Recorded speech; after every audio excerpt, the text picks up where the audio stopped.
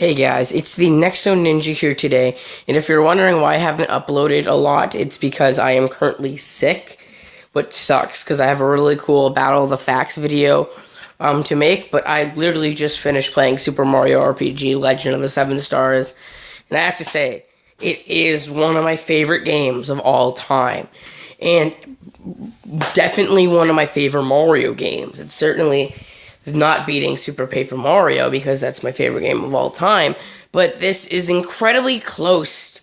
This is an amazing game, and I feel like is the second best Mario RPG game I've ever played. Well, I'd say first, but I'm going to say first because Super Paper Mario was kind of a platforming RPG mix.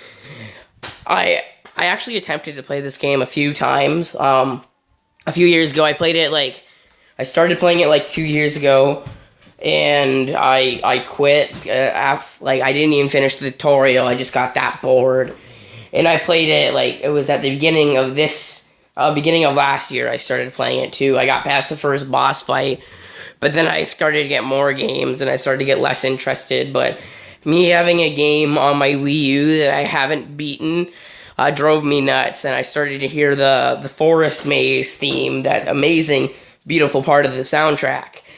And so I was going to play it a third time, and I promised myself I'm going to beat it this time, and I'm happy I did. It's such a great game.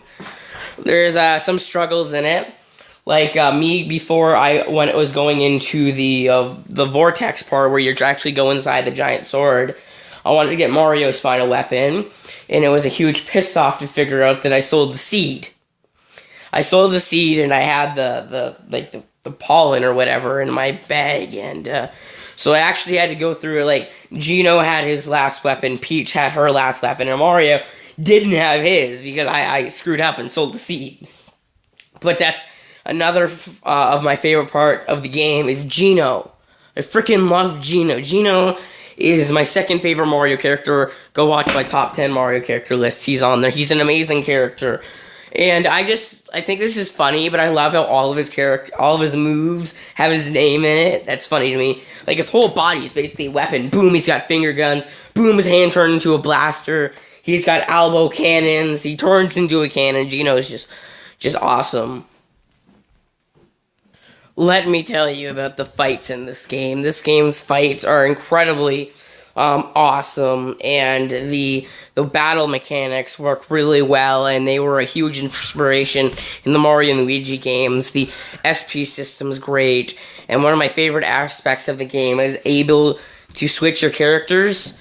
None other Mario RPG let that happen. I mean, in Mario and Luigi games, you had Mario and Luigi, but you couldn't switch. In Super Paper Mario, I consider more of a platforming than an RPG. But this one is amazing. You have options of who you want on your party. Mario is a main character that you need on your party, but you got Gino, and you got Peach, you got Bowser, you got Mallow, you got so many characters to pick from.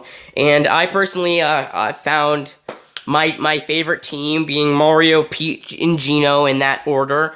I love those three characters. Peach is just the perfect healer, and Gino is overall just the perfect tank to eliminate the competition. And the story, let's talk about the story. The story to the game is awesome. Star Road has been broken, and now you gotta help Gino fix it. Each character joins on their own turfs. Mario does it because Mario has to do it. His name's in the title. Gino does it because Star Road is broken and he wants to fix it. Peach does it because she's sick of being the damsel in distress and wants to help. Bowser is an idiot and thinks that he's the leader of the team, and he's like, "Oh yeah, I lead the Koopa Troop. You all have to bow down to me, suckers." And that's absolutely funny. And Mallow does it because he's sort of told to do it by his grandfather, and he's like, "Okay, I'll do it. I'll find my real parents." And yeah, it's absolutely awesome. Each and every character are lovable. My favorite characters in this game being Gino and Bowser. I love Bowser in RPGs. He's always such a smart ass and "Oh yeah, I'm better than all of you." Bowser's just a really fun and enjoyable character. I really do like the puzzles, but I do have actually a complaint about the game.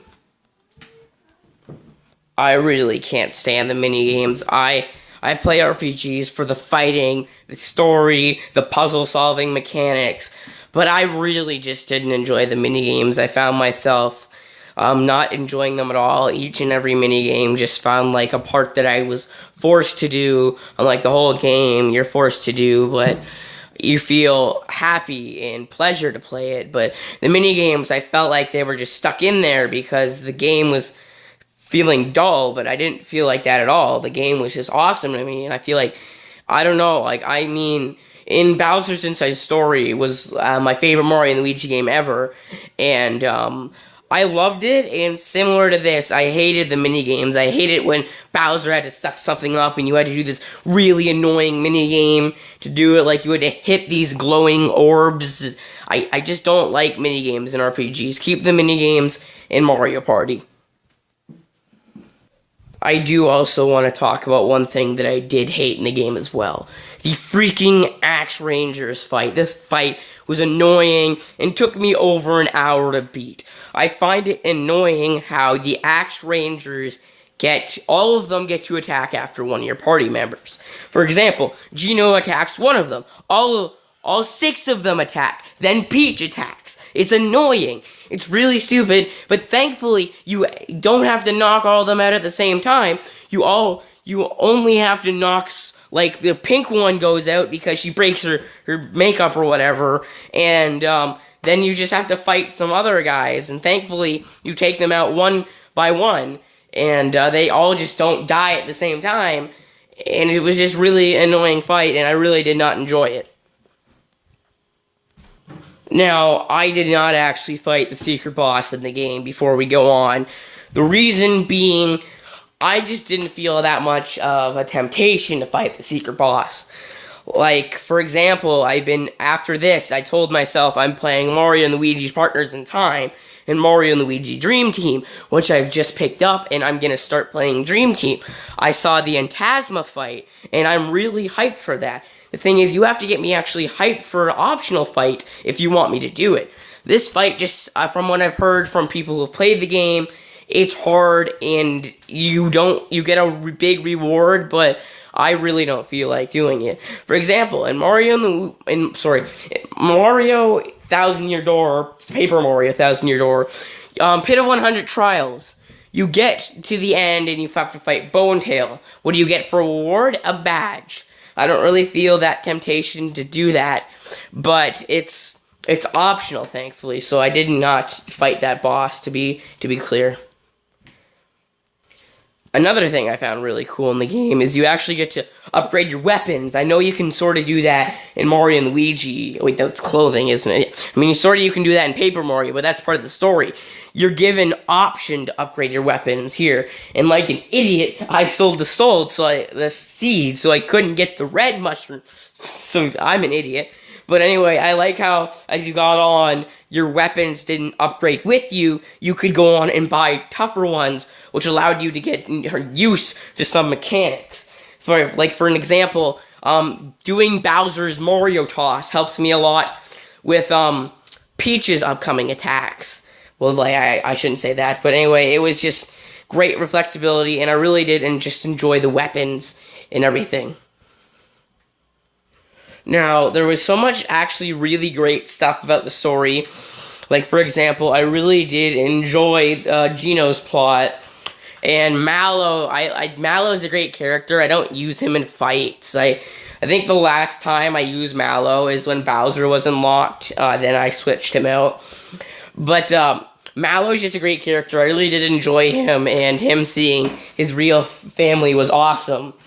And seeing a character's side story, like that one girl that is claiming herself the queen of Nimbus Land, and I think that's funny how she thinks she's better than everyone, and you have to show her up by beating the snot out of her. And I think it's funny how that giant bird also pulls one of your characters to the separate fight, which was really cool and individually. Like, a lot of these characters' side stories are really great, like the frog person who is Geno's grandfather. That was a really great story as well, and I feel like they really worked on a lot of these, and even making some of the bosses really enjoyable as well. Like, me, I really did hate, whatever his name was. Let me actually figure it out. I really did hate Jonathan Jones because his fight was annoying, and Mario, like an idiot, thought it'd be a good idea to take him on alone. And this fight became really annoying to me, but actually after the fight, he gave us some of his character, and he actually became incredibly enjoyable to me. And I really did like how this game actually does that with its characters. Now, there's one last thing I want to talk about this amazing game. The final boss fight being Smithy, or whatever his name is. The first phase was fine, but when I got to the second phase, I found it being really annoying, even with me being high-leveled. I didn't enjoy when he switched around his heads. Don't get me wrong, the boss fight was okay. I just found it really annoying how you had to figure out what attacks that you had to dodge from which head and which the head's good at. But it was actually really quick that you did that. And it was the boss fight actually had to redo once because I was an idiot and thought the body was the weak point. But no, it was the head. And so I actually had to I went into the fight 3 levels higher than I was. I was almost at the max level, actually. And I made sure to actually go out of the big sword and get Peach's final weapon before going into this fight. And it actually is incredibly easy if you're over-leveled. Like, the fights recommended level 24 to 28, and I was level 29, and I felt like this fight was actually quite a breeze. And so it was definitely a great thing. It's just it was overall annoying, and I feel like for this fight, you definitely want some maple syrup. And pick-me-ups are the best items in general. This whole game was just a great experience, and I remember me actually getting back into it the day I started playing it again, which was the day that I finished Ocarina of Time. And I stood there for like 5 hours on the first time playing it, simply because I wanted to get Geno, because Geno was so hyped. And Geno was worth the wait, and definitely if you have not played this game and you're an RPG lover, like if you played the original Paper Marios, or probably not because those are old games and Nintendo's filling out Paper Mario with crappy stuff like Sticker Star. If you played the Mario and Luigi's, go play this if you haven't already. It's amazing. I got it on the Virtual Console for the Wii U. It's only $10. Go to your store, get a $20 Nintendo card, and spend some of it on this amazing game. Trust me, it will be worth it. I have at least 30 hours on this game. Definitely worth it. And if you need any advice while playing this game, come to me, and I will tell you anything you need. Like any of the lore of the game, any of the special moves, help, anything else. I will help you play through this game. And trust me, don't sell the freaking sea. You want Mario's final weapon. But thank you guys so much for watching. I'd like to hear your opinion on Mario RPG in the comments below. Definitely one of my favorite games. Please do play it if you have not. And I will be there for any of you that needs help playing through the game. Thank you guys so much for watching, and I'll see you guys next time. Bye-bye.